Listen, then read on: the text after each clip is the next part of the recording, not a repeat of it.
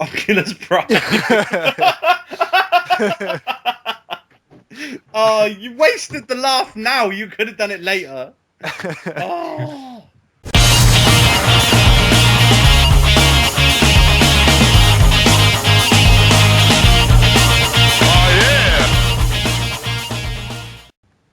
What's up, people? Welcome to the GSC Podcast. I'm your host, Lauchi, and this week there's no Gianni because he decided he'd rather go to a festival than podcast with us, the bastard. But I'm still joined by Johnny. Hey. And Jamie C. It's not even a good festival either. Hello, by the way. It's not even a good festival. What festival is it? It's Truck Festival. What the fuck is Truck Festival? It's the one in Oxfordshire. About And stuff and music. And I went there before the cool kids did. You And hipster. And then now it's probably got Dappy there, I don't know. That's prison, I think. He's not playing, he's just mugging people. He's in prison, isn't he? I don't know. I try not to keep up on his news, but I'm pretty sure he's in prison. Anyway, how are you guys? Bloody good, man. I've just woken up, how's that? That's good. Let's do this thing. When do we normally podcast? We normally podcast early week. Yeah. Usually on a Tuesday at about sort of 8 o'clock at night. Saturday lunchtime. What is this? What? This is necessary. There you go. We definitely didn't fuck up our plans earlier in the week and then have to do it today. Okay, well, we'll start as we always do then, even though there's only 3 of us, with what we've been playing / doing this week. And Johnny, what have you been up to this week, dude? Just been playing some of those video games, man. Them video games? Yeah. What video games you've been playing? Well, we'll talk about the Steam Summer Sale in a bit, but I recently got Torchlight 2, and I've been playing a lot of that. Torchlight, baby. I played Torchlight 1, right? I already thought Torchlight 1 was probably better than Diablo. If not better, on par. And Torchlight 2 just pretty much improves everything from Torchlight 1, man. I think it's better than Diablo 3, probably.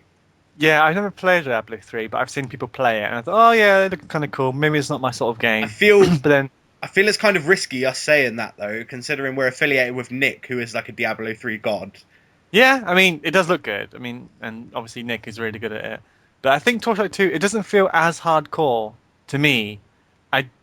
Diablo seems quite hardcore, especially with its scary, the making money auction house thingy. Yeah. And it's scary isometric grids. Yeah. That just puts me off. But Torchlight 2, it seems quite fun, quite laid back. Yeah, loving it. 5 hours in, I think. What pet did you pick? I picked the wolf. I'm currently playing as a berserker. I'm basically Wolverine. I have 2 claws. Rapid attacks and just fucking shouting at everyone. It's really good. I picked the cat, right? A ginger cat. And I'm playing as a female gunner. Just blowing everyone's face off with a shotgun, man. It's pretty fun. That sounds pretty really fun. enjoying it. it. Yeah. We need to play some co-op. We do, man. As soon as you're free, and I'm free, we will play some co-op. That sounds good to me. What else have you been up to, dude? That's pretty much it. I hope to go watch Pacific Rim tonight, because that film looks bloody awesome. Oh, yeah. Neither of you have seen it yet. Yeah. No, I thought you were doing it Wednesday, so you're doing it tonight. We were going to go Wednesday, but I finished at 7 o'clock from work, and it's way too hot. I was just knackered, so we didn't go. But tonight, I believe, is the night. I love how, it gets a little bit hotter, yeah? Suddenly everyone's complaining about the heat. If it was cold, everyone would be complaining about the cold. It's just the fucking British public love to complain. No, I just can't stand summer. I'd rather it was winter all year round. See, now, I prefer snow as well, right? But I can't complain about the sun, man. It's nice to go and hang out in the sun. Yeah. People constantly bitching every day. Oh, it's too hot. Would you prefer it was just overcast and rainy the entire year round? Well, it pretty much is in England. I don't want to have to wash my testicles every 3 hours, thank you. Wear some area clothes then, you dick. Sorry, Johnny, what were you saying before I derailed you? That's it, I've been derailed. I have no idea what I was going to say. Pacific Rim. Thinking about sweaty balls on Pacific Rim. Yeah. Pacific Rim, man. Looks good. That movie is made for us. Huge mechs and Japanese monsters. What the fuck? It is just... I can't believe I haven't seen it yet. I need to get out and see it at the cinema, because at the moment, I think Grown Ups 2 was beating it at the box office. Yeah, that's exactly. In the US. We haven't had Grown Ups over here yet, but that is really upsetting because, we need more movies like this. Definitely. I mean, the only thing that I'm worried about in Pacific Rim, and I shouldn't be, because I know you go for the robot versus Godzilla's action, right? Yep. But, like, in all the promotional stuff, they haven't really spoke about the main pilots, only Idris Elba. Like, I know nothing about those other pilots. The trailers just show me Idris Elba the entire time. I just know it's that Japanese woman who did that one film. Yeah, have you seen Norwegian Wood? Is that the movie you're on about? Norwegian Wood? That sounds like a different kind of movie. That's based on a book, isn't it? Yeah. And Norwegian Wood is a Beatles song, isn't it? Is it Beatles or Oasis? One of those. I can actually see a copy of Norwegian Wood from where I'm sat. You own the book? Down, aren't you? Go and find out. Can I pronounce that? Haruki Murakami? Yep. There you go. I'll do. Look at that. It's good. Yeah, she was in the film. She was the lady character in it. Really? Yeah. Crazy. I'm so lost. We started talking about Japanese names, and then suddenly my brain just farted, and I don't know what's going on anymore. What's to do with Northern Wood? Norwegian Wood. Norwegian Wood. So that's a book. Yeah, right? The Japanese character, the Japanese girl in Pacific Rim. You know, she's the other pilot. Yeah. She's the trainee pilot. We're just talking about her. Like, she's been in other films, like Norwegian Wood. That's where that comes from. Okay. I didn't know it was a film as well. Even now. I think it's a Japanese film. I don't think it's in English. His brain farted and his willy sneezed because he was talking about Japanese movies. It happens to the best of us.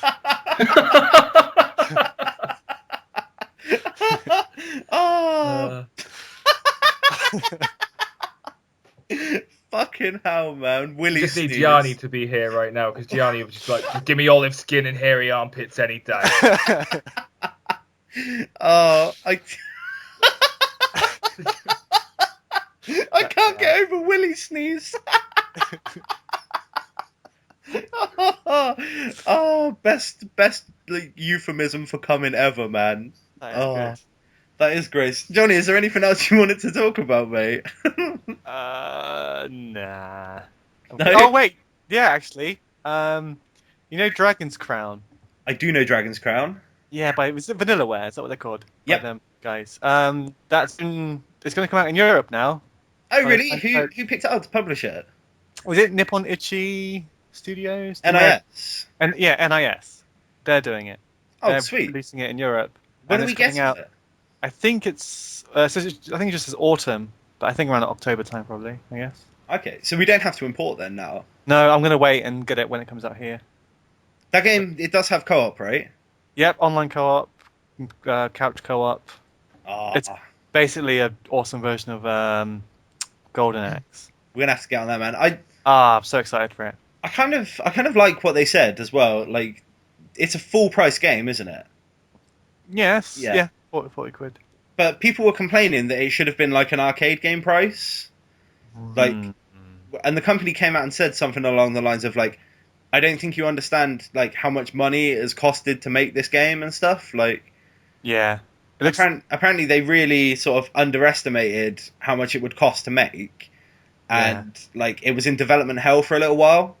And, really? Yeah, once it got sorted and stuff and actually got a release and stuff, they were like, look, we have to sell this as a full price game because that's how much it's cost to make it. Well, how much did they release Odin Spear and Muramasa for? Were they budget titles or were they full price? Well, it's hard to say, isn't it? Because they, like Odin Sphere especially, came at the end of the PS2's life cycle, where PS2 games were launching for less brand new anyway. I think it released for $24.99 or $29.99 over here, which would have made it, what, $40 or something, or $50 in America? 40 most likely. But yeah, Dragon's Crown, it seems pretty big. I've been following the IGN stuff. They've been having a nice, good preview look into the game. But it seems pretty massive. There seems like a lot of worlds to go through and a lot of stuff to do. It seems like there's a lot of nuance to the gameplay as well, man. Like, a lot of characters are similar, but like not as good in certain areas. Like the difference between, what is it, the sorcerer and the wizard and stuff. Yeah. Like, there's slight differences where like one has a much better item find rate and stuff. Yeah, they're all different. That's kind of cool. I like that, man. I'm pretty excited. I wasn't before, but you've pretty much sold it to me, man. Yeah. Plus the art style is so beautiful. Well, all of their games are, man. Yeah, it looks really nice. I'll probably pick up Muramasa if they release it here as well, but they haven't said anything about that. We'll see. I'm torn though, because when I first picked up Odin Sphere, you hated it, didn't you? I hated it, yeah. But that's because I picked it up and I thought it was going to be a turn-based JRPG. I see. I don't know why. Like, I did no research on it. I just picked it up, thought it was going to be a turn-based JRPG, and I just hated it. And that's only really happened twice in my life. Like, the only other game that happened to was Unlimited Saga. Do you remember that game? Yes. That's the only game that's happened to me as well. I thought it would be fantastic. I looked at the back of the box, thought this game looks great. Got it home, just wanted to kill myself. Yep. Really, exactly the same. Really hated it. That game, I pretty much paid £40 just for the Final Fantasy X-2 like intro video. Yeah, awful. Shocking. Ah, what are we doing? I don't know, man. Is there anything else you wanted to mention? No, that's pretty much it, man. All right, cool. Jamie, what have you been up to this week, dude? Is he even there? I'm here. No, I'm good. I am falling asleep. No, like losing my window. Right. So last week I was like, oh yeah, I've got my PlayStation Plus now, so I've been playing a few of those earlier on in the week, and I'm not very happy with the Little Big Planet kart racing. Okay. You're not? I tried to speak to Gianni about this the other week, man. What's your take on it? Of all of these little quirky power-up racers out there, it's probably the worst one of the major bunch. Because I'm not talking about things like DreamWorks Animation's Kart Racer, that can fuck off. But like of these big tentpole releases, then for them, yeah, I would rate Mod Nation above it. Obviously, the Sega and Sonic one above it, and without a doubt, Mario one's above it. But what a shame. Yeah, well, the biggest shame then, I guess, is that you would rate Mod Nation above it when Little Big Planet Karting has pretty much killed Mod Nation, man. It's the same studio, isn't it? So yeah, there's essentially no focus on the creativity in it, and considering that's what Little Big Planet 1 and 2 are about, what the hell, man? Mod Nation puts so much focus on every element of making it your own, and they really drive you to do that. And this just has nothing for you. Well, again, I think you're kind of limited to the Little Big Planet aesthetic. Whereas Mod Nation, you were pretty much free to customize however you wanted on like a blank slate. It could be new, couldn't it? It could change it up with Mod Nation. Yeah. But yeah, it's almost like a path's been made for Little Big Planet. It has to stick to it. Yeah, they even had to put Stephen Fry back in there, and I suppose that's the way. He's in all of them, isn't he? Yeah, he narrates every single one, even the Vita one. Yeah, so that's just a thing. That's just part of the series. Yeah. That'll do, won't it? Yeah. Well, it's all right. We played like a little tiny bit of Battlefield together, didn't we? Yeah, well, We tried. My Skype kept failing, so I ended up on the other team, and I couldn't even speak to you guys. I did kill you a couple of times, though. That felt good. Busted, But you joined the craziest game. You joined a game where like each team had about 2,000 tickets. It went on for 3 hours. I stayed till the end. Yeah. Whoops. I know. I mean, like, I wasn't complaining because I was on the winning team. We pretty much just, like, boxed them into their spawn area and then just camped them out until the game was over, which was boring as fuck, but I didn't want to lose the XP considering how much I'd gained over the game. Fair enough. But no, yeah, go on. No, I think we should play more, man, on games that aren't sucky, because I forgot how fun that game is. This is where I was going to lead on to now, though, and just say that I have pre-ordered and paid for my Battlefield 4 already for Christmas as well. Paid for it already? I'm done, yeah. I've saying to Ben the other day, I've paid for my Battlefield, I've paid for my Watch Dogs, I'm ready, bring it on. Paid for the console yet? No, that... Pre-ordered? Yeah, I've pre-ordered that. Got my deposit. Oh, that's a game, right? Yeah. Okay, cool. But no, Battlefield's a launch one for me. Yeah, I'll be joining you. That's a definite. Watch Dogs as well. Yeah. And I was saying that I'm going to pick up Knack as well at launch. Yeah, that'd be good for your young one. Yeah, I need a little game I can play in front of him, don't I? Yeah. And I'm also going to be picking up FIFA just because I do. Is that on launch then? The next FIFA game? FIFA's on Well, launch? the same happened with the Xbox 360. Like, it came out later on, and the game obviously normally launches in the first week of September. And so they had to do something about it and release like a special Road to World Cup version, didn't they? Like a little tie-in one. But luckily with this, they've just got the full release, but in December as well. Oh, so it is actually coming out at launch then? Yeah, so like the game will be out in September on the other formats, but then it'll be out in December for that one. That's really cool. They should do that more often, I think. Like, the big franchises should aim to launch at the launch of a console, because then it gives people stuff to play straight away. Mm-hmm. Yeah, you need it, don't you? FIFA came out when the Vita launched as well, and it ended up being one of my favourite games at the time. Yeah, that and Uncharted kept me going a lot. Yeah. Uncharted, to this day, one of the best games on the Vita system. That was a brilliant version of that game, wasn't it? Mm-hmm. It was good. Do we know the actual date of the PS4? When it's coming out? No, I just keep seeing December 13th at the moment. December 13th? Okay. Yeah, it's quite late, isn't it? When do you think we'll get an announcement on the actual release date? Because Tokyo Game Show. Yeah, I was going to say, when's Tokyo Game Show happening? That's like September October. 9th or something. September 9th. I think we'll see it then. The Xbox One's coming out. We know that date, don't we? Did they give one? That's in November, isn't it? Yeah, it's like November 20th, I believe. Yeah. I mean, the PlayStation has to be the same. Exactly. At least. Just imagine both of them on the same day. I would love to see that. That'd be nightmare to work. Yeah, I don't feel like I would want to do that, like at game or somewhere, man. That day would be hell.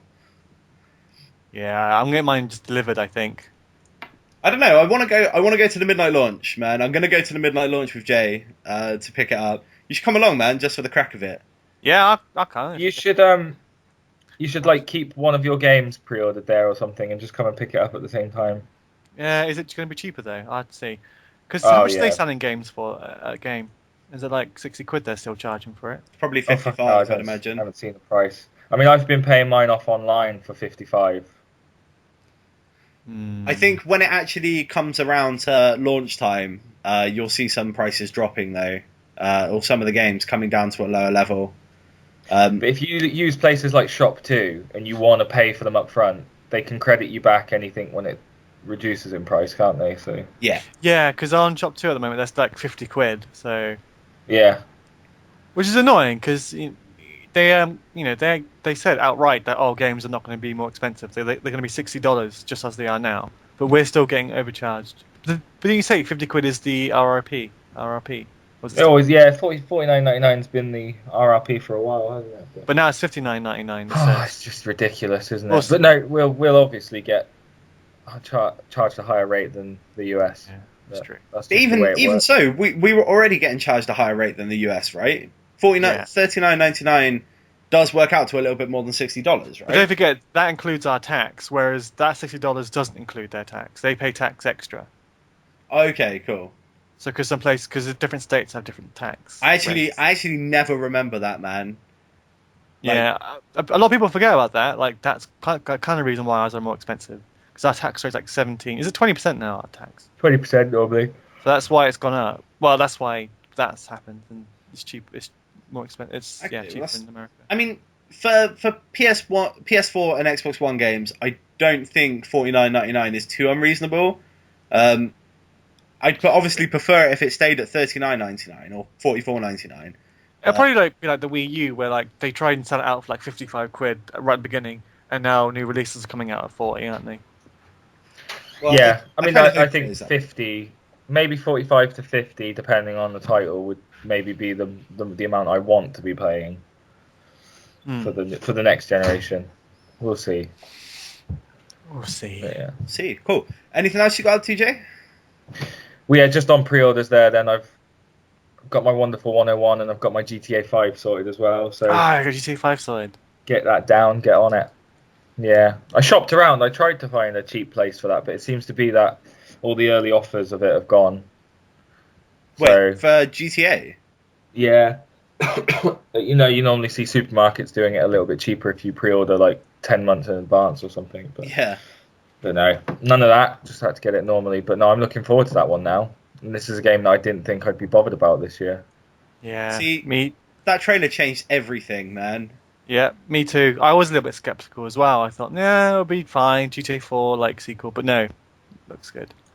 It's just changed the game again. Yeah.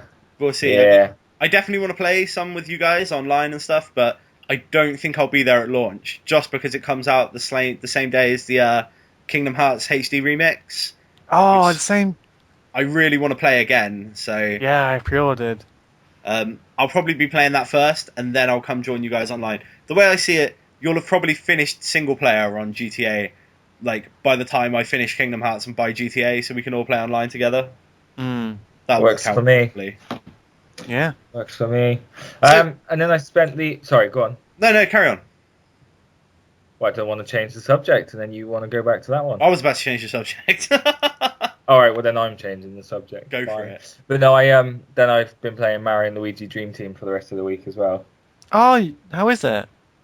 I love it. I think it's the 4th in the series now, so they've had a lot of time to perfect what they want to do with it. And this is a nice idea, and especially now that we're in the year of Luigi and this big push on him, it's quite maintains his gimmicky character. So what? Like the goofy brother. But what have they changed over the previous Mario and Luigi RPG titles? Well, now that from what I've played, maybe about 50% of the game is set inside Luigi's dreams. Oh, it opens up.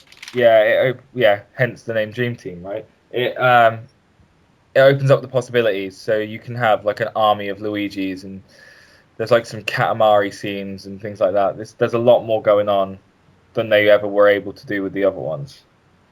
That's just simply by having that dream element in there. I do want to play it, man, but I think I'm gonna have to see your game before I check it out myself. I need to be convinced into buying it almost. Well, you'd just be able to pinch mine, won't you? That's true. Well, when you finish it, which could be a while. Not locked to a console or anything, and it has a separate save file. But yeah, I mean, I've enjoyed the previous ones. It's nice to have one for the 3DS now. Interesting. That's good. It's good. Sweet. You said you were playing some PlayStation Plus stuff, right? Yeah. What other things did you play, man, other than Battlefield and Little Big Planet? Did you get Saints Row back on the go?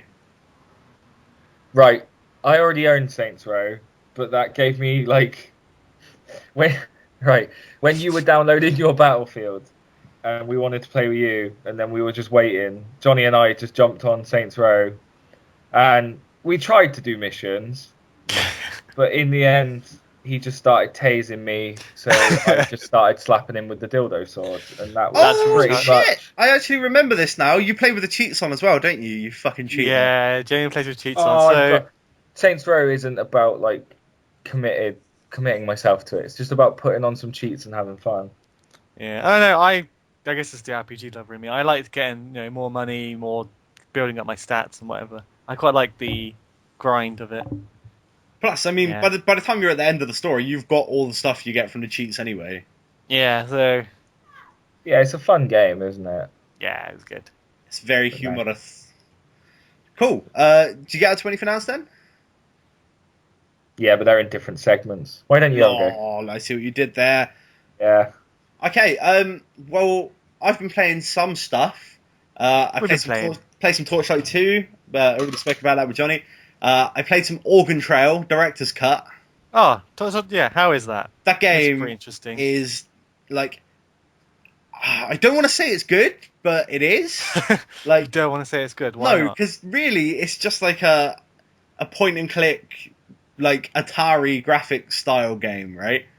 Where you're in a zombie apocalypse. It's basically like Oregon Trail, where like you're traveling across the United States, but you're traveling across the United States in like I don't know what type of American car it is. Some car trying to get from one side to the other with your like squad mates who like you name and stuff. I guess most people would name them after their friends. And like random stuff just happens on the way. You've pretty much got to survive, like get fuel, get like food, get ammo and stuff. But random crap keeps happening, right? So I'll be driving along, yeah, and obviously I've called my team like Jamie, Johnny, Gianni, right? And it would just pop up like Johnny is messing around with some fuel and lost 8 cans and stuff, like, or Jamie broke his leg in the car. Like, what the fuck? How did that happen? The worst one is dysentery. That happens. I got an achievement because I think it was Nate, like broke his leg and his health was really low. I didn't have any med packs. Then he got dysentery and died, and I got an achievement for it. Who said Nathan could come? Huh? I didn't invite him. Yeah. Get out. That's right. He's dead. So that game's pretty fun. I got pretty far as well. At least I think I got pretty far before I finally died. I ran out of fuel and food, and I was just stuck at the side of the road until I starved to death. It seems like a joke game to me. It is a bit of a joke game, man. It's like, it's not the kind of game that like you play and then like save and stuff. As far as I know, there is no save feature. It's just like a game where you go in and get as far as you can, kind of dealio. So I ended with a score of like 3,000, right? That was my score, 3,900, I think. Then I went to the leaderboards, right? Mm-hmm. And the guy at number 1 has like 39 million or something as a score. How the fuck did he do that? He must have been playing it non-stop since it released. I'm going to be honest, because of the internet, I never, ever, ever look at leaderboards anymore. Really? Like, because there's always some crazy guy out there who just spends a month solidly playing any game, and he has like millions and millions of points, and like, you look at your like feeble little score, and you're like, what the hell? Seriously, the internet has destroyed like competitive gaming for me. Makes all gamer dads cry. I still enjoy playing online, but I don't think I would ever strive to be competitive in any game anymore. Yeah, that's it. It's completely like, it's crazy. Like Street Fighter, like I was okay, like beating my friends. You were okay. Shut up. You were easily tournament level. You just didn't want to go to any tournaments. I definitely wouldn't go that far. But like playing online, and then you really see true like tournament players, and they just kick your ass. Bullshit. So, how many times did that ever happen? How many times did you ever get your ass kicked online on Street Fighter? Well, not many, but like when I did. There you go then. But they're still, it's like, oh, the guy's way better than me. Do you remember that night when we were playing on Street Fighter 4, and we were playing against the guys that are making the Street Fighter Assassin's Fist TV series, Joey Ansar and that. Yeah. They were blagging that like, oh, we're making this TV show, we're the biggest fans, we're really good at the game, and you fucking destroyed them all. Do you remember that happened? Yeah, that did happen. How then? Okay at that game. Well, right. Yeah. And anyway. I also started Star Wars Knights of the Old Republic again on PC. Maybe this time you'll complete it. Yeah, because I've started this game probably 10 times and I've never finished it. But I picked up the sequel in the Steam sale. Lord, we'll talk about that later. And that just gave me the push, like, well, I've got the sequel now and I can't play that until I finish the first, so I better get on and do it. And I forgot how good that game is, man. It's BioWare's first game, is it? No, it's not their first game, I don't think, but it's one of their classic games. So playing through it as well, like, you can see direct references to like Mass Effect, like where like they've taken ideas through to Mass Effect. Like the galaxy map on the ship you go to select your destination is obviously exactly the same as it is in Mass Effect and stuff. Oh, cool. It's pretty fun. It's pretty fun, man. And it helps that I'm like a massive Star Wars nerd as well. That I just love the lore and stuff. I think if you're not into Star Wars, like you definitely won't get as much out of that game, but it's still enjoyable, nonetheless. Fair enough. Yeah, that is cool. I know, right? And I also the other night went to the cinema, man, which swings me on to my next segment, I guess. Yeah. So you two. Us two. I'll let Jamie talk it, man. Us two. Jamie, talk it, man. That was me and Ben. So randomly on Thursday, should have been working, ended up getting the night off, and spur of the moment decided to go and catch the Cornetto trilogy. Dun dun dun dun dun dun. So yeah. Mm-hmm. I made Ben come. You did make me come. Made Ben Willie sneeze.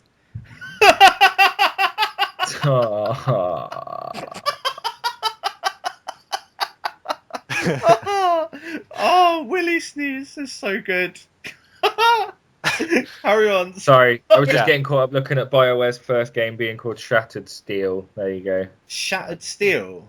Yeah, That but sounds now I've like come away the from that. expansion I'm to gonna, Fallout 3. No, I'm that was gonna do any Broken more. Steel. Never mind. Never mind. Broken Steel. Anyway, So Cornetto trilogy, for those that don't know it by that name, would obviously be Shaun of the Dead, Hot Fuzz, and The World's End. so this thing started at 7:30. Yeah, we were done by 2:10. Well, 2 o'clock. Ah. Yeah.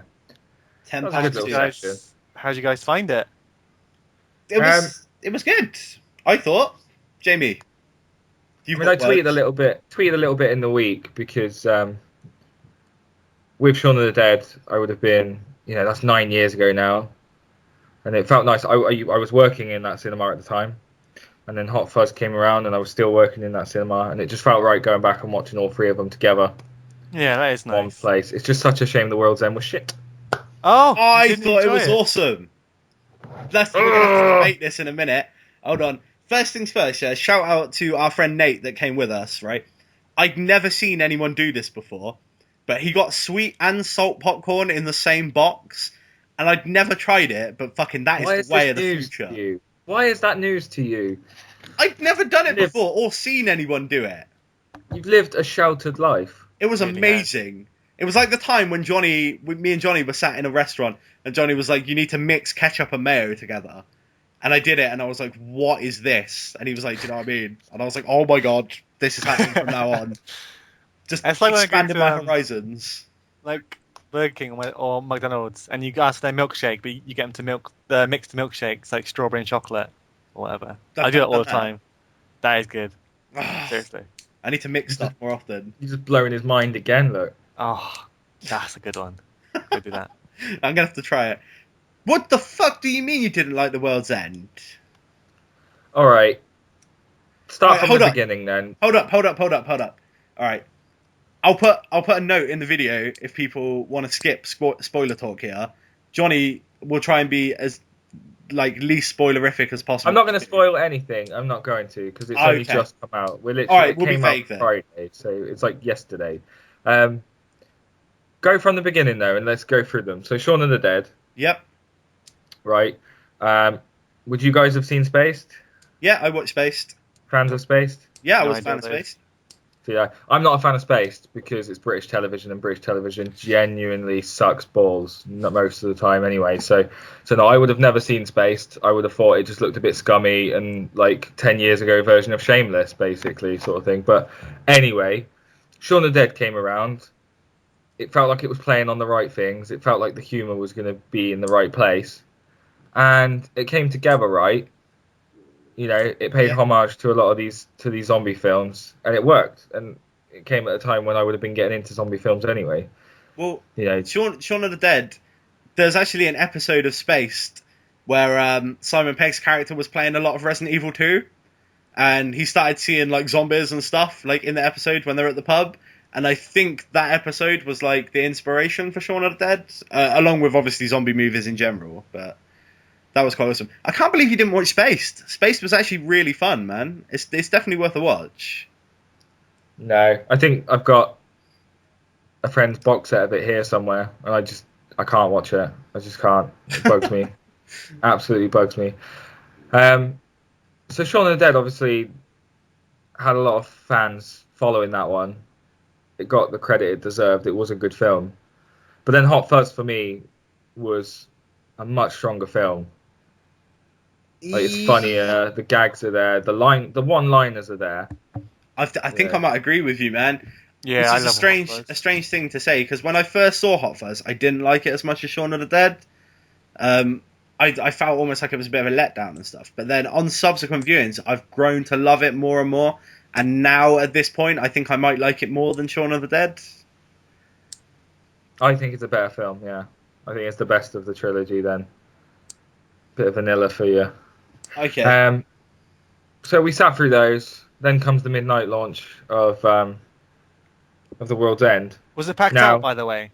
It had to be put on in 3 screens because the initial screening sold out, and then the second one sold out, so they had to put a third screening on.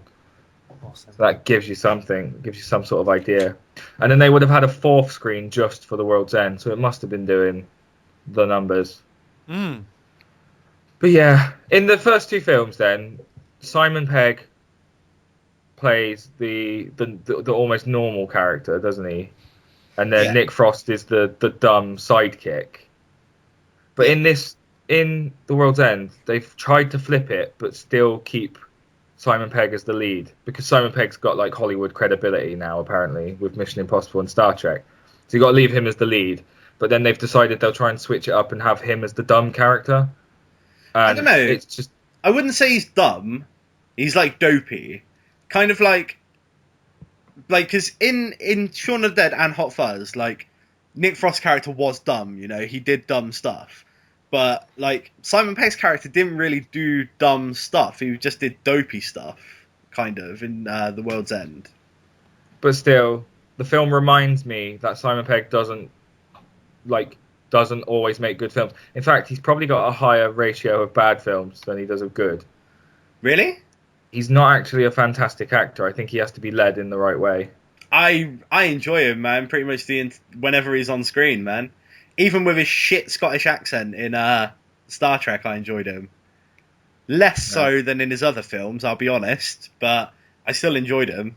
I just like the guy.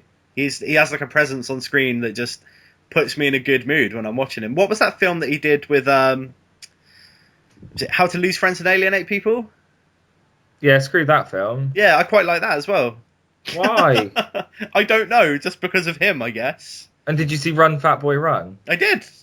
That was terrible. I kind of enjoyed that because of him as well. And that other guy, the other dude who's in Shaun of the Dead. Oh, what's his name? Shit. You know the guy with the glasses? He was alright in Run, Fat Boy, Run as well. Is that the guy from Black Books? That is the guy from Black Books, yes. Then I know who you mean. Yes, that guy. He was funny in Run, Fat Boy, Run as well. But no, that film... Oh, never mind. That film was directed by David Schwimmer. Really? Ross from Friends? Yeah, that was him. I didn't know that. There you go. That tells you why, then. That tells you why. It's going to bug me if I don't see that guy from Shaun of the Dead's name. What guy from Shaun of the Dead? The one that's in Black Books that we were just talking about. Oh, I know. Dylan Moran. Dylan Moran, I think that is his name, yeah. Oh, it is his name. Yeah, alright, cool. That guy. So, what was it? What was the main thing? Was it just Simon Pegg you didn't enjoy then, in the film? Yeah, I think the rest was good. It's probably bad for me to say that it's a bad film, because it has a lot of issues. It has him. I don't feel like there's any conclusion. I'm not going to spoil anything, but for me, the ending just felt inconclusive. Well, yeah, I'd echo that. Simon Pegg's character has no real arc, and it feels like he should have a character arc in that film, but he's just the same character from beginning to end, pretty much. Like, he doesn't learn anything, he doesn't grow. I'd echo you there. That felt pretty weak to me, but I don't feel like it detracted too much from the film. Like, I didn't feel that the film suffered because of that. I think for me in this, then, you've got Nick Frost carrying a lot of the weight of the film, and then the other three supporting actors put up a good fight as well. But Simon Pegg just falls way behind in this one. Martin Freeman, man. Martin Freeman. He was good. Criminally underutilized, though. I think he could have had a much bigger role. Like, he's easily, like, the friend with the smallest role out of the five of them.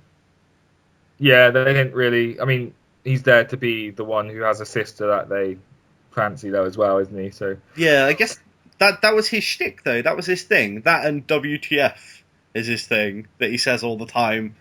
I didn't think it was funny the first time, but it just kept getting repeated. Oh, wow. That's not really a spoiler anyway, is it? No, it's fine. I think it was funny for me because it came from Martin Freeman. I think if any of the other actors had said that, it would have been funny. But yeah. With Shaun of the Dead and with Hot Fuzz, I feel that they have repeat play value, like repeat watch value. And you could put them on any night and just sit through them, maybe quote along. Yeah. I don't think I'll watch The World's End ever again. Really? See, I left the cinema thinking, like, I've put off buying Shaun of the Dead and Hot Fuzz on Blu-ray, but now I'm excited for the Connected Trilogy Blu-ray box set, which is undoubtedly going to happen. Like, I can't wait to buy them all.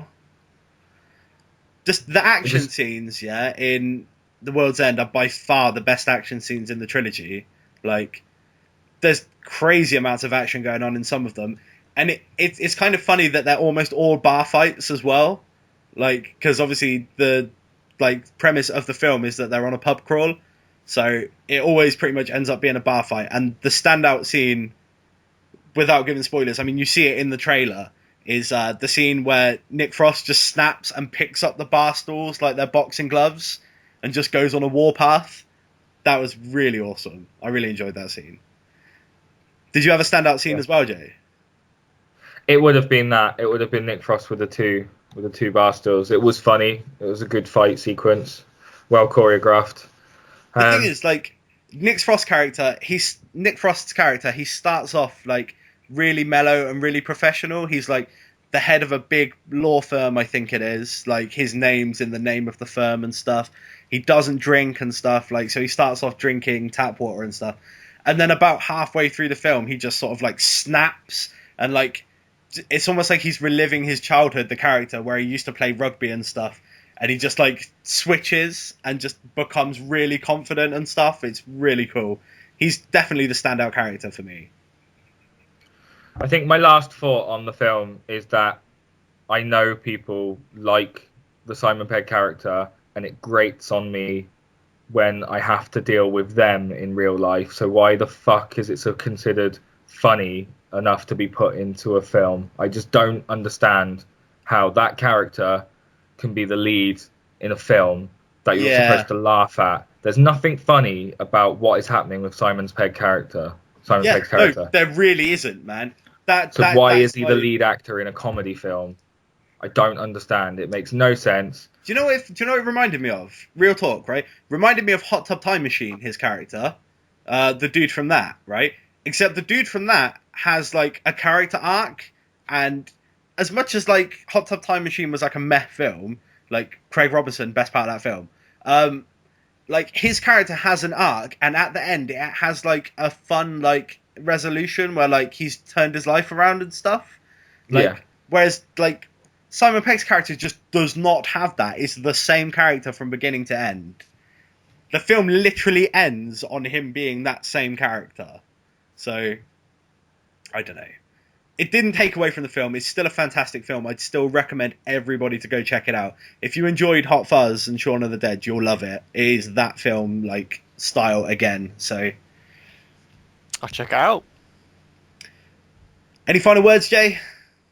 No, I did my bit. I'm fuming now. Well, I wanted to talk about the Oculus Rift, which is the new 3D headgear VR thing, right? They've come out and said that they've targeted a release window in 2014, and that they might support next generation smartphones and stuff as well. Smartphones? Yeah, next generation smartphones. So you'll be able to connect the Oculus Rift up to it and use it with that, which is quite like Angry Birds in Oculus Rift mode. I don't know. I mean, one of the tech demos for Oculus Rift currently available, because the people that supported the Kickstarter have had development units sent to them already, which don't have like the level of fidelity on the screen that they're going to be shipping with the retail version, but you can kind of see what they're going for with it. And one of them was, do you remember Epic Citadel? Epic's like tech demo for smartphones and stuff. No. It was like a really nice Unreal Engine rendered town and stuff and castle that you could walk around to see like what phones could do, pretty much. Like, and that's available for Oculus Rift for you to like walk around and look around and stuff. I basically wanted to ask you guys, do you think there's a place in the market for virtual reality? Yeah. Could it be the next gimmick, though? Yeah, I think it won't be a huge thing. I think it's a bit like 3D TV. Yeah. I know a lot of people who don't care a shit about 3D TV. I don't give a crap about 3D. I mean, the 3DS, I used to play it in 2D mode anyway. Like, only occasion when I put it in 3D. And like, oh, yeah, that's kind of cool. And then put it back to 2D and play the game. The reason I wanted to bring it up really is because 3D is a very good example, right? 3D was, they tried to do 3D with films and stuff years ago, do you remember? and like it didn't work very well. You know, you had the different coloured glasses and stuff, and like everything was dark and shit. And now 3D works. You go and see 3D films and stuff, and it is 3D. You know what I mean? Like, there's no real like quality loss when you're watching it and stuff. There is still quality loss. It's a little bit fuzzier and it's a little bit darker. So you still... but it's not as noticeable, man, as it was back in the day. Like now, it's like it's in a state where it works, whereas it didn't quite work before. And I feel like this has happened with VR as well. Do you remember in the 90s, right? There was loads of like VR gimmicky things that you could buy. I mean, the Virtual Boy is a big example of it as well. And there was also loads of like third-party VR things that you'd find at toy shops with like little visors you'd put on, and they'd come with gloves, and it would be like a karate game or something where you were supposed to punch and stuff. Do you remember those? Yeah. Yeah, and nobody gave a shit about them because they didn't work in the 90s, right? And I feel like the Oculus Rift could be like the answer to that actually working the same way that the stereoscopic 3D was for cinemas. So I'm kind of excited, man. I really think it could work. From all accounts that people are saying, like, it is very immersive to the point where like you can only play it for maybe an hour at a time before you start becoming really disorientated. So if it is that case, if that is the case, where like it's that immersive that like you can't play it for too long, otherwise you start like losing touch and stuff. That is awesome, I think. Well, I think it's more the fact that those screens are right in front of your eyes. That can't be good. Well, yeah, that's pretty much what I was trying to say, man, but just very badly worded. Okay. So would it be something that you would use? A gimmick, like I said, like it could be fun for a couple of days, like, you know, like, oh yeah, that's pretty cool, but it's not something that I'd want for every single game. It's not something that I would use every day. So you couldn't see it like I can't see it being mainstream. You couldn't see it like being used for something like, I don't want to like go out there, but like think along the lines of like Sword Art Online, where like you are basically in that game yourself, if that makes sense. I'm waiting for you to bring up that one. Yeah, well, it's kind of cool. But I was thinking about it the other day. Killzone 3, I played the first half of that game using the PlayStation Move and the gun attachment. And that felt kind of smooth, like aiming that gun around and firing it and stuff. And I was just thinking, if there was a way that you could use that with the Oculus Rift as well, so that it's like you're looking around and you're aiming and stuff, that's almost like completely virtual reality at that point. So I'm kind of excited for the applications for it, man. How much is it going to cost? Do we know? I don't think they've confirmed a price point, but expect it to be sort of $150, $200, I'd imagine. Yeah, it's just an add-on, right? It's not. So you still you plug it into just a PC. An add-on. Yeah, you'd have to plug it into your PC or your console. So it literally is just an add-on, like a VR add-on. Let's see. Could be cool. I don't know. Have to see more about it. I guess I'd change my opinion if I actually saw it in motion and actually used it. Well, I mean, just the concept of virtual reality, like in general, you're not excited by that. It's not something. Well, no, the concept of 3D TV sounds amazing, but when you go actually see it, it's not that impressive. I don't know. I saw. Can you imagine things jumping? I saw Killzone 3 running on a 3D TV, and admittedly, the frame rate wasn't as good, and it was a bit darker, but it still felt good. Like the bullets zipping past you and stuff. I don't know. I think 3D TV can still be done better. I don't know. I still don't think it's at a great place at the moment. It's in a decline now, though, so it's not going to get better. Yeah. That's the problem. Until somebody like sharpens up the idea, it's just I think the price point is still a little high. Once you see it dropping down to the sweet spot, like I think a lot of people will get 3D TVs, especially considering a lot of them will be like 3D and smart TVs at this point as well. So, TVs are just like constantly. It's almost like PCs, isn't it? They're outdated so quickly. Like when I paid for mine, it would have been about £700. It's probably only worth like, if they still did this, it would probably be about £300 now. You know, yeah, it's crazy. Yeah, I feel the same about mine. At the moment, I'm using it as a PC monitor, but like when I bought it, it was £600, and now it's probably worth about 100, if that. Just insane. It's insane. In the membrane. Insane in the brain. Yeah. Excuse me, lads. Cough. Sorry. Okay, what do you guys think about Ubisoft saying that they won't start a game unless they think it will be a franchise?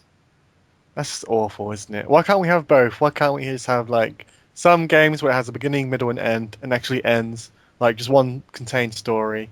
Like that's it. That's a good story there. Let's just leave it at that. Well, is there too much whilst focus on protecting yourself? Is that what it is? Is there just too much focus on trying to protect a future for them? I'm pretty sure that's what it is. Yeah, I mean, think of the games that we wouldn't have if everybody had that mindset. So we wouldn't have Journey, we wouldn't have Shadow of the Colossus, all of the amazing like just single title games that have come out like just wouldn't exist if everyone had that like mindset. Yeah, or maybe everything. Maybe they should be a bit more like Square Enix, where like Final Fantasy, they do. It doesn't carry on. It's never a sequel. Well, hardly ever a sequel. It's a completely new universe, characters, gameplay systems. Maybe we should have like one unifying title, but actually change up everything in the next game. That's definitely worked well for Square Enix, hasn't it? I mean, with the Final Fantasy franchise, it's worked. Yeah, I mean, because people all like have their favorites. You might have like hated Final Fantasy 8. But then you picked up Final Fantasy 9 because that was completely different. You actually really loved that game. Yeah. That's why I'm like that with like Crystal Chronicles. I like that one. You liked Crystal Chronicles, yeah? Wow, on the GameCube, yeah. They should do a Crystal Chronicles for Wii U. I'd buy it. It would work really well on the Wii U pad. So I'm surprised it hasn't happened already, to be honest. Crystal Chronicles is like the Nintendo exclusive franchise, isn't it? So yeah, I enjoyed that game actually, because it was a bitch to set up because everyone had to have a Game Boy Advance as well and the cables, everything. If you wanted to play multiplayer, everyone had to have the Game Boy Advance cable. Me and my friend played it, like co-op the whole thing. It was a lot of fun. I actually didn't play the original myself. I played the DS games though when they came out. Oh yeah, they were pretty fun, man. I didn't manage to finish them. I don't even think I got that far, to be honest. But I did play a little bit of co-op, and it was enjoyable, man. So I think if it was implemented properly, like a Wii U version could be really good because it's got a proper online system, or maybe even a 3DS. Did the handheld versions continue the idea of one player having to carry that big orb? Like the chalice. Yeah. I think so. Yeah, I think you can get your Moogle to carry it though, can't you? Because everyone had like a pet Moogle, and your Moogle will carry it. If you're in single player, the Moogle carried it. Yeah, there was definitely a lot of like carrying stuff around and stuff in that game as well. So yeah. that definitely carried over. But like I said, I didn't play the original, so it's harder for me to say. The game was cool.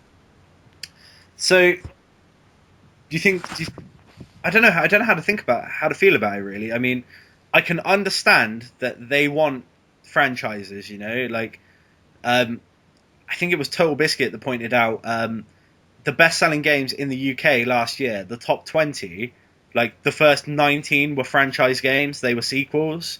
Yeah. And the last one was Sleeping Dogs. That was the only new IP at number 20. Wow, that sold well.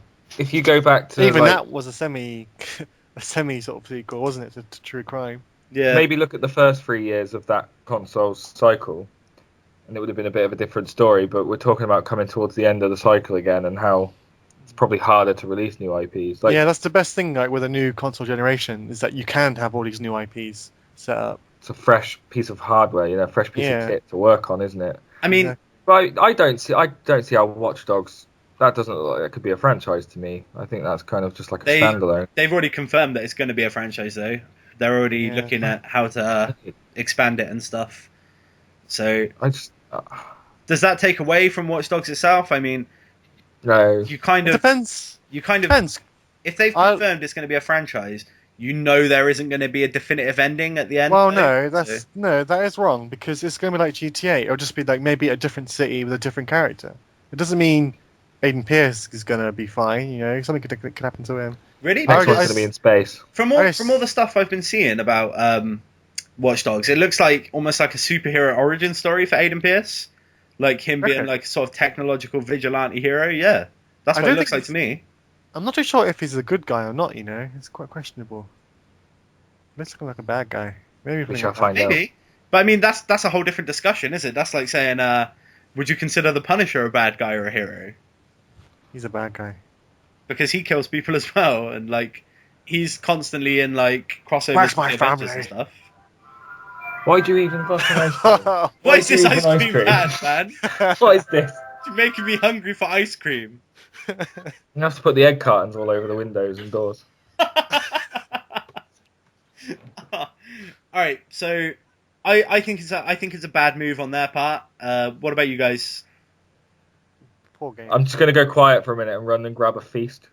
Run and grab a feast. Grab me one. Bring me back something. Mint feast. But no, man. so Ubisoft, Yeah. what have they got that we like? They've already confirmed there's another Far Cry. Now, after Far Cry 3, I say yes. You look at Far Cry 2, I would have said no. Yeah. Blood Dragon. What are you on about? Oh, I need to Blood Dragon. Me too. I need to Blood Dragon. Yeah. Wait. What else? I don't know if I care about Assassin's Creed. Oh, Division. Division I could see being a long-running series, though. I am so excited by The Division. I'm not even joking. But what else have they done? I mean, all of their games really are franchises at the moment, aren't they? Yeah, Rayman. Yeah. Splinter Cell. Assassin's Creed. Ass Creed. Ask Creed, indeed. Well, I want them to bring back Rainbow Six as well. So What the hell happened to Patriot, man? I reckon it became the Division, man. Maybe. I don't know. Rainbow Six, if they bring it back, I want them to bring it back the way it used to be, like with all the tactical planning stages and stuff like that. Yeah. Like bring it back as a proper tactical shooter and stuff, rather than just the FPS that it became after a while. I like the old breach in a room. Exactly, yeah. Well, so you don't take out the hostage. I've still got Rainbow Six 1 on my Vita, man, like the PS1 version, where like you start the mission, you equip all your squad mates and stuff, and then you set the different entry points for them to breach and like enter and stuff at the beginning. No of the way, mission. you have that on your Vita? Yeah, that game's fun, man. Like really fun. It's hard as nails, but it's fun, man. And I think Rainbow Six could do with going back to that, because that was what made it special. I used to love the old SOCOM games on the PS2. Those are really good. That studio died though, didn't it, Zipper? Yeah, they couldn't do it right, could they? They couldn't go SOCOM next gen, could they? Well, that's just rubbish. SOCOM could do a coming back as well though. That could work, man. You know they're closing the servers down for MAG, and one of them. I didn't know that. Yeah, remember MAG? They're like 236 player online shooter, the PS3. Yeah, that fantastic title. Yeah, well, I think it had a dedicated player base, but yeah, they're closing down the servers to that, and one of the game, I can't remember. It failed because it wasn't a fun game. Like Did you play it? It had all the workings of it. Yeah, I played it. It had all the workings of being a fun title, but just wasn't fun to play. The ideas were great, having the big, like, massive armies and stuff, and having people being squad leaders, and like the squad leaders could all communicate with each other and stuff. And then sounds good. One guy is like the general of the army and stuff like that, who's like making the calls. Like that was fun. That was good ideas, but the game just didn't play well. It just wasn't fun to play, which was a shame. It's a shame. We'll just be for it, man. Yeah. Well, speaking of franchises, then there's one that isn't showing any signs of slowing down. Capcom announced Ultra Street Fighter 4. I almost said Ultra Super Duper Mega Arcade Cabinet Cool Awesome Street Fighter 4 again, because that's what you wrote on the running order. It basically is. That's cool. So this is the third... Are you excited for this, Johnny? Because this is your bread and butter, man. Yeah, I guess. I don't know. There's one new character and 4 old characters. Like, well, that were in Street Fighter X Tekken. Yeah. They brought some of the characters from there over to Street Fighter 4. And a couple of new back stages, which are just whatever. I don't know. I think at this point it's a bit... There's not much point, I would say. I guess the hardcore people are happy, but I've sort of stopped playing. But it's just current gen as well, isn't it? Yes, they've not confirmed it for next gen, so I don't think it's going to have a huge impact. I don't think it's going to do very well. The thing is, like, more fighters is good for casual players, right? So if we were all sat around playing a night of Street Fighter, losing to you, it would be fun for more. There'd be more players for us to play as. But if they're not competitive, like, there's what, maybe like 5 or 6 characters in Arcade Edition right now that are competitive at tournament level.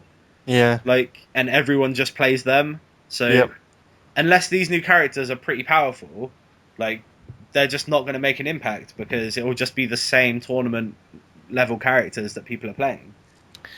Yeah, I know. I don't know. I would have preferred Street Fighter 5, like them say, "Oh, hey, look, we're working on Street Fighter 5 for next gen. It's going to be super smooth and really nice." Because what is it? This is the 4th iteration of this game, isn't it?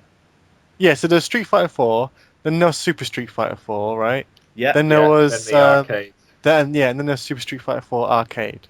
And now there's Ultra Super Street Fighter 4. Is it Ultra Super Street Fighter 4 or just Ultra Street Fighter 4? I think it's just Ultra Street Fighter. Ultra Street Fighter.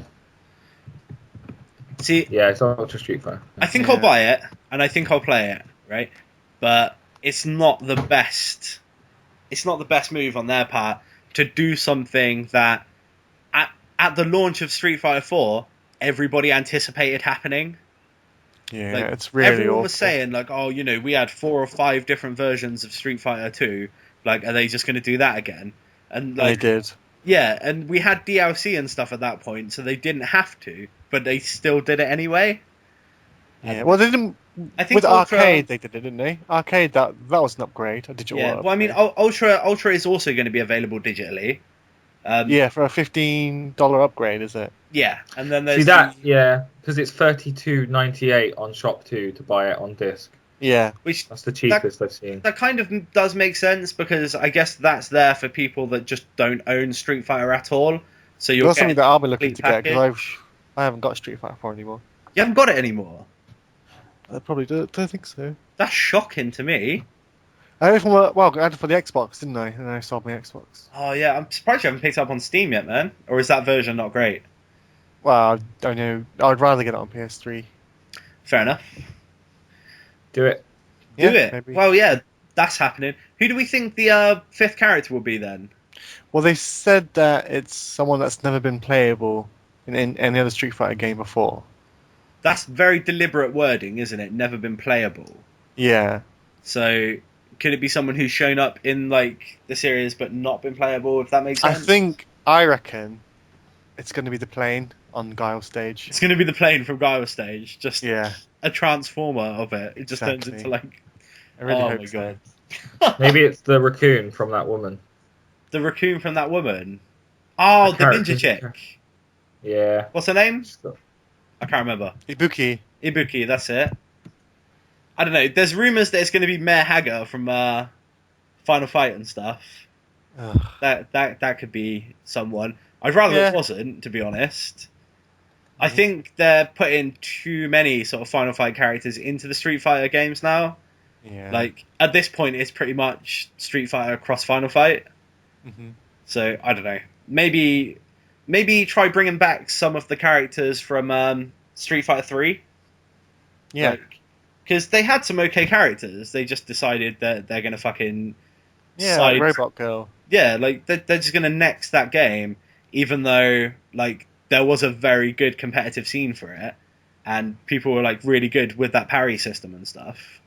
I don't know. Yeah. Street Fighter 5, dudes, come on. Just move Yeah. on to that. It will happen. What if eventually. it might be Asura? Asura from Asura's Wrath. Yeah. See, that would be too cool for them to actually do, Jamie. Yeah, that would be way too cool. This is Capcom we're talking about. If they did that, I'd actually buy it. That would be so cool. It's heard not like it's he good wouldn't with fit Power the Rangers. aesthetic, because he kind of looks like Evil Ryu and Akuma anyway. Yeah. So that he'd would fit work right in. perfectly. Plus, it'd be really cool with 6 arms. Or whatever he does. And just gets really angry. Then just turns red. I actually didn't play Asura's Wrath. You played it, didn't you, Jay? No, I haven't. What? Has it been on PlayStation Plus? I want No, it on not there. yet. Go on. So Yeah, on PlayStation the way I thought Plus. it worked is he had like 2 arms, but he grew more arms as he powered up. Kind of like Goku's hair getting longer, his arms increased. That's where I'm I not too thought it sure. worked. I don't think it is. I don't know. I have no idea. I haven't played If it. it There's no doesn't work achievement that for way, looking it should at work it. that way. Yeah. Cool. Well, that's that then. Johnny, you mentioned that the Wii U is £150 on Amazon at the moment. Yeah, that's our deal of the week section, man. Deal of the week Oh. section, man. Yeah. Jamie, is Get it it. worth buying a Wii U at £150? I was going to have a little look. Is this the basic model or the... It is the basic. Right. I think the pro version is still like 230 or something. Right. Yeah, I see it now. 149. If you want to be a casual Wii U gamer and just pick up those titles that you're going to be desperate to play, then 149 is a good price point. Now, for me, I'm starting to download more and more, so I can look at upgrading with a terabyte hard drive or something later on, and that's something I can do. Just USB, right? That's it, yeah. And it's got to be a certain... You can go on the Nintendo website and see the certain models that it supports. Yeah, that's perfect. It can't be a 500 gig, it has to be above. Above 500 gig? Yeah, it won't let me run it with this 500 gig I've got here. What? So it has to be like a terabyte and above and so on. But What? I know. That's crazy. But still, that's still not going to be too much. You know, No. if you save for that upgrade later on, like I say, you don't need it straight away. But I've started downloading more and more. And then when DuckTales Remastered comes out next month, I'm going to want that on my Wii U. Oh, that might be the end of my memory, yeah. That's right, that served you well. How many games do you have for your Wii U? Well, it's only costing about 20 megabyte for like a virtual console game, so it's not, you know. I own all my proper Wii U releases on disc. I rather would do that. Yeah. It's not a console that I'd invest in for a download of a full retail game. Did you keep Monster Hunter? Not for the Wii U. I've got the 3DS one though. Right. Okay. Why aren't we playing this game? Why aren't we playing this game? Because we have to go around Jamie's house. We do have to go to Jamie's place because that is the best place. It is the best place. I love that place. Why aren't you inviting us to everybody knows Nerd Cave Banana, man? Can we talk about how we all watched The Legend of Zelda original series at Jamie's? Yeah, that happened. It's so fun. I can't believe people hate it. I enjoy that show, man. That's awful. like fond childhood memories for me. But I just absolutely love the Mario Bros song that plays at the beginning and the end. Do the Mario. Swing your arms to side to side. Oh, the bit at the end, right at the end, like, the dance is so boring for a start. They're moving him around the screen, like teleporting him about to make it look cooler.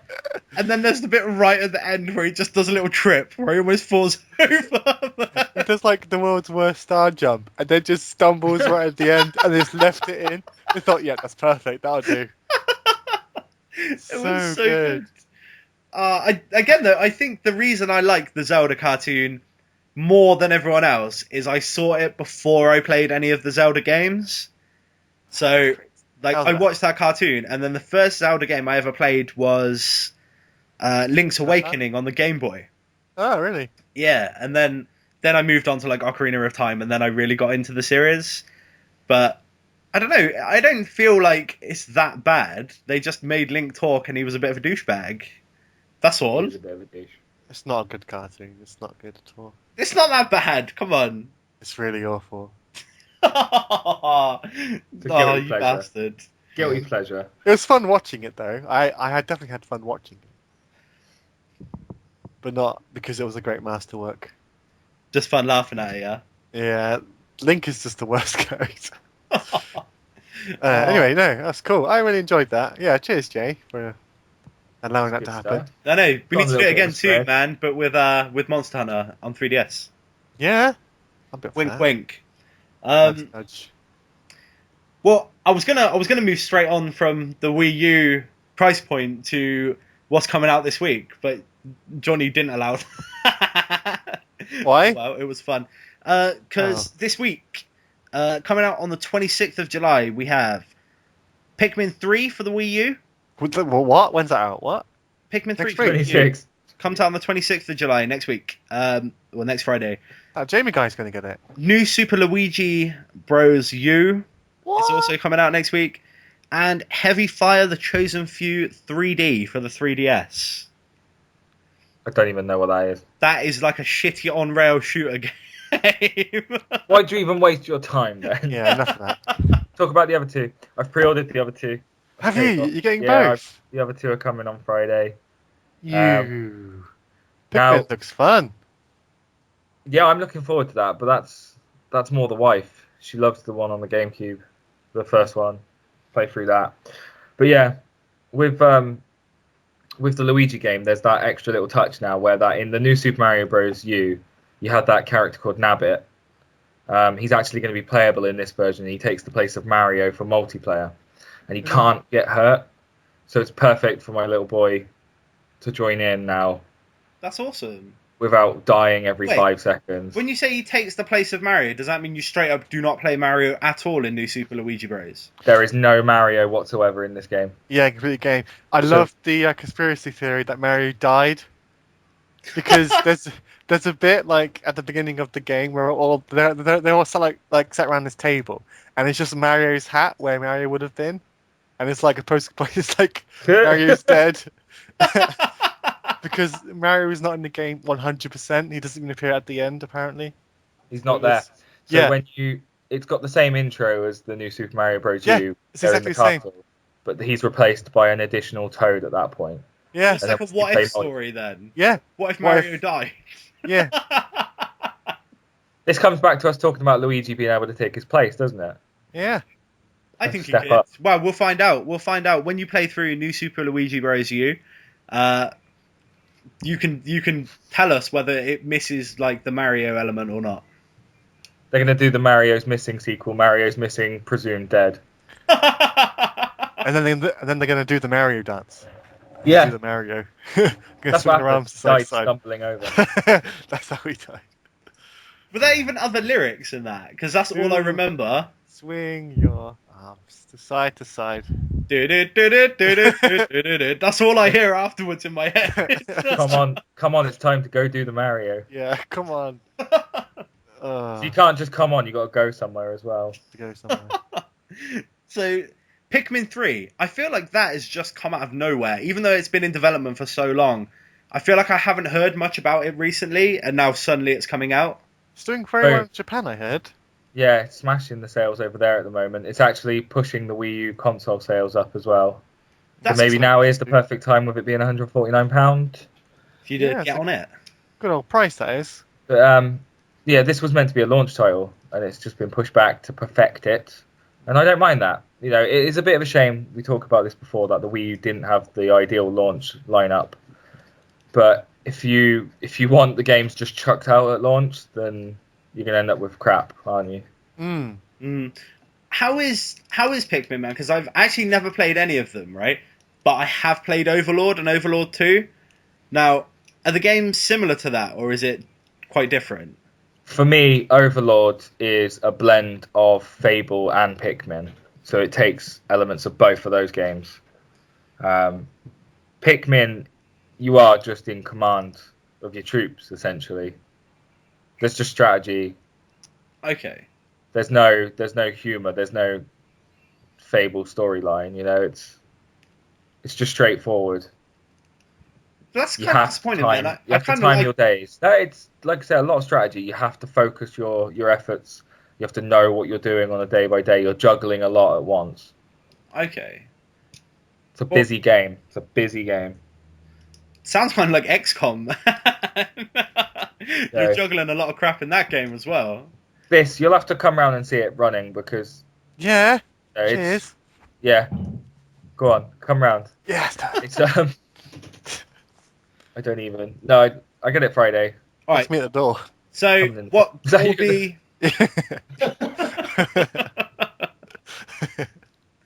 All right, so pick of the week, then. Which would it be between those three? It's got to be Pikmin 3, right?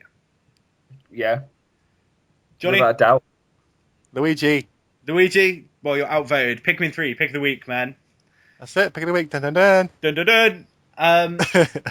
Alright, so last thing I want to do before we wrap up is just talk a little bit about the Steam summer sale that's going on at the moment, because I skipped it earlier. Mm-hmm. Oh, yeah. There is a sale on Steam right now. It's running till the 21st of July, I believe. 22nd. 22nd of July.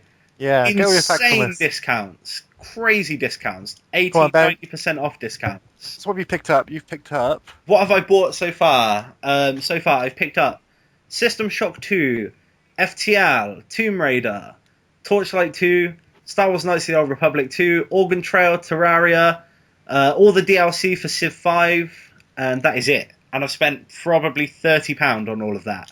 Maybe a bit less. Wow. Isn't it? What have you picked up so far, Johnny? Much less than you. I've only picked up Torchlight 2, Tomb Raider, and Mark of the Ninja. I'm holding out to buy The Brave New World, the Civ 5 expansion. Yeah. And I want to buy Blood Dragon. That's it, Blood Dragon. Blood Dragon, yeah? Yeah. And maybe something else. I don't know. I check it every day and just, that whatever tickles my fancy.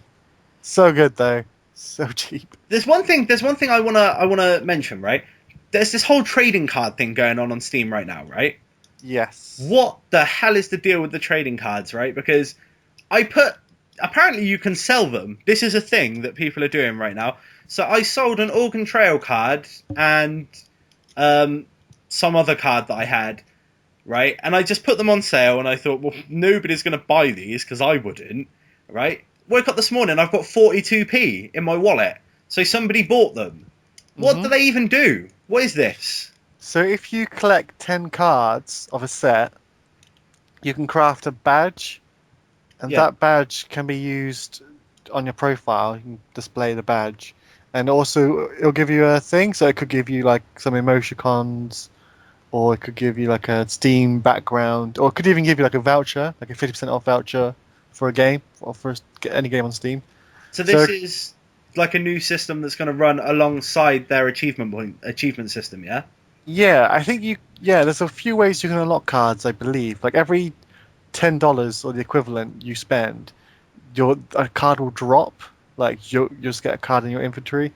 You can get cards some other way as well. Like if you keep on voting, you can vote at the moment for what the next sale to be. If you vote 3 times, you get a card drops for you. I'm not sure how else they drop. Maybe you can get them. But there is a point to them then.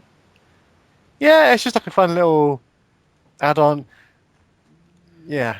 So it works because before when the 360 first came out, I was saying that there should be a way to convert your gamer score into like Microsoft points. Like you should be able to buy Microsoft points with gamer score. So this kind of works the same way then, because you're unlocking these cards through like playing games and like getting games, and then you can use them to go towards like buying discounts and stuff like that. Yeah. Well, that's pretty cool then. I kind of feel bad that I sold those cards. Maybe I might need them. Maybe you might need them. Oh well. What do you think, Jay? Does that sound like a good system to you? You fucking lost me. Yeah, it's confusing as fuck. It is confusing as fuck. Basically, you can get digital trading cards through playing and buying games on Steam, right? And when you get 10 of a set, you can craft an item, right? No, I got what you were saying. I stopped caring and started looking at this Fallout Monopoly board. So thanks. I'm glad everyone gave an amazing amount of fucks over that. What does the Fallout Monopoly board look like? It looks like Fallout on a Monopoly board. I can't quite see. Is it good? I know, right? Is it worth buying? Because the Adventure Time Monopoly board looked amazing. I have the Nintendo Monopoly board. Do you? Yeah. Awesome. Why has that never left your house to come to one of our gatherings, man? I don't have a house. Why has that never left your residence? Age out and flip the board after 2 turns. It's weird because you go around buying characters, not places. You own their intellectual property, man, and you can trade it. That's the way to do it. It seems a little bit lazy. Like they could have had like Calculator Village and Metroid Spaceship and stuff like that, but no, it's like just Link. Just buy Link. Just bought Link. You can sit on my Link if you want. For fuck's sake. I'm ending, man. Is there anything you guys want to mention? Nah. When are we doing our podcast next week? It's unconfirmed. Sometime. That'll happen. Yeah. There will be one. There will be one, but we don't know what day it will be. So it might come from the car park of another festival or something. That guy. Yeah. That guy. Well, is that like the new social media form of dogging? We just go and Skype each other. It's a thing, man. It's a thing. What do we call it? I don't know. Think of a good name. You put me on the spot now. I can't think of one. I want to say Skyping, but that's what it's called anyway. We'll just call it catting. That's alright. Just call it catting. Yeah. Call it 2.0 the ferreting. 2.0 the ferreting. There we go. 2.0 the ferreting / catting. A new thing. Just go and Skype people in your car. It's the sequel to dogging. Yeah. Lemmy Winks. The sequel to dogging. We are spiraling heavily. That's fine because we're about to wrap up. That's cool. All right, cool. Well, if you want to get in contact with us, you can reach us at gsc_games on Twitter. If you want to get in contact with me directly, it's xwgxlauchi on Twitter. If you want to speak to Johnny, it's JIYONI_DESU. That's Johnny Deaths on Twitter. And if you want to speak to Jamie, it's Jamie_Connolly. JAIME. I'm going to change that. You gonna change it? What are you doing? I have to keep spelling my name out for you, Ben. Yeah. It's unusual. You've got a wild, unique, man. like, exotic spelling of Jamie in your name. Exotic. And even though he's at a festival, we'll give him a shout out anyway. If you want to get in contact with Gianni, it's G5PAG on Twitter. Yeah. Yeah, that guy and his fucking letting us down. Fucking trucks, man. With his poopy music. With Yeah. poopy music. Hope you enjoy your poo-poo music, Gianni. Well, Yeah. thanks for joining us, people. I hope you enjoyed the show, even though it was a fucking slow news week. Thanks for joining me, Johnny. Thanks for joining me, Jamie. Thank you. Pleasure. My pleasure is mine. And we'll see everyone next week. Yeah. See you later. Bye. Love you. Bye.